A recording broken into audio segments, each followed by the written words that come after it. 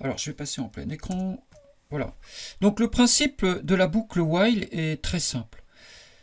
While, tant que une expression est vraie, donc while, ça veut dire tant que. Donc, tant que, ici, je vais avoir une expression vraie, donc c'est un test, en fait, entre parenthèses, comme pour le if, eh bien, tant que cette expression est vraie, j'accomplis les instructions, je répète les instructions qui sont dans le bloc associé à mon while. Voilà, c'est le principe. Donc ça veut dire que dans ces instructions, il va se passer quelque chose qui fait qu'à un moment donné, l'expression deviendra fausse. Hein. Et sinon, c'est une boucle infinie, c'est-à-dire elle ne s'arrête jamais. Alors, pour illustrer ce propos, on va faire un programme qui cherche à deviner une lettre et qui ne s'arrête que lorsqu'il l'a trouvée. Alors, je vais prendre int lettre égale, je le mets à 0 au départ. Et là, je vais faire un while et je vais faire des tirages aléatoires jusqu'à ce qu'il ait trouvé la lettre que l'on recherche. Donc, while, tant que lettre est la lettre recherchée, ce sera la lettre Q. Q pour quitter, quoi. Tant que lettre, ça c'est la lettre recherchée, est différente de Q, qu'est-ce que je fais? Je fais un tirage aléatoire.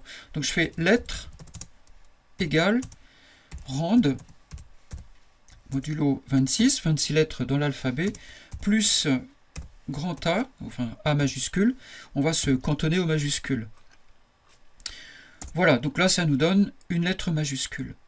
Donc tant que la lettre obtenue est différente de Q, et ben on recommence.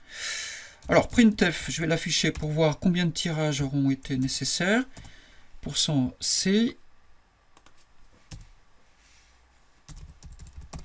Voilà. Et à l'issue, quand on aura trouvé la lettre Q, eh bien, je fais un putchar pour éviter d'avoir juste derrière appuyé sur une touche pour continuer. /n. Alors putchar, je le rappelle, permet d'afficher juste un caractère dans la fenêtre console.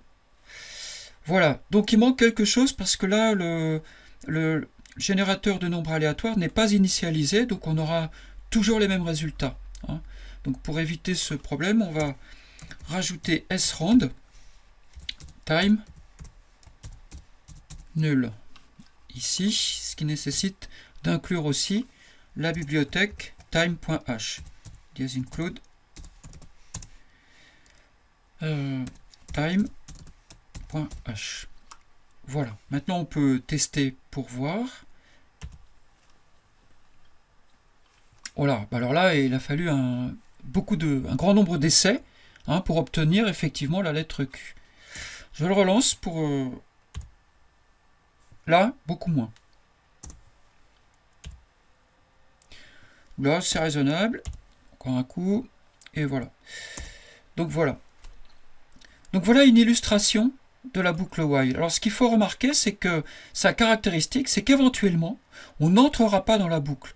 Effectivement, si on arrivait ici pour une raison ou pour une autre, admettons qu'on soit dans un jeu, avec déjà la lettre Q dans le résultat cherché, et ben dans ce cas-là, si je lance, évidemment, on n'entre pas dans la boucle. Puisque dès le départ, le test est faux. Donc, du coup, on n'entre pas dans la boucle.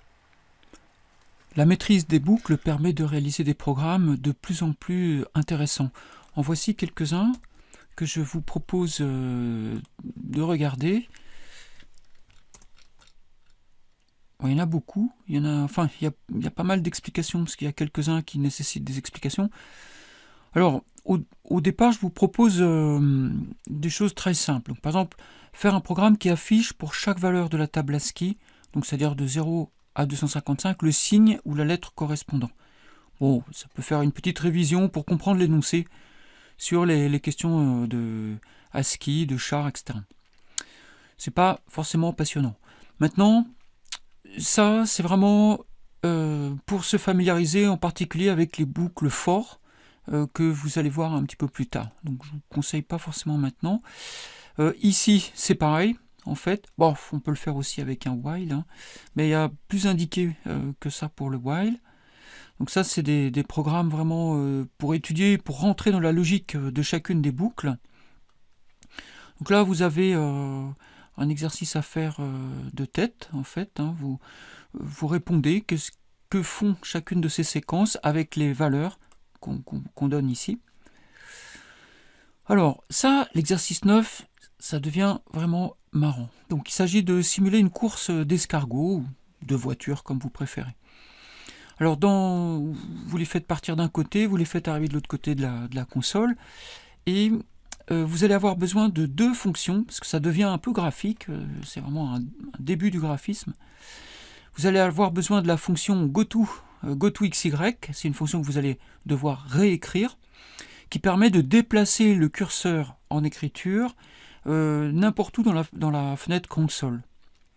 Et puis une autre fonction, textColor, que vous allez réécrire également, et qui, elle, permet de donner une couleur pour la lettre, mais aussi une couleur pour le fond, le petit carré de fond sur lequel la lettre se trouve posée.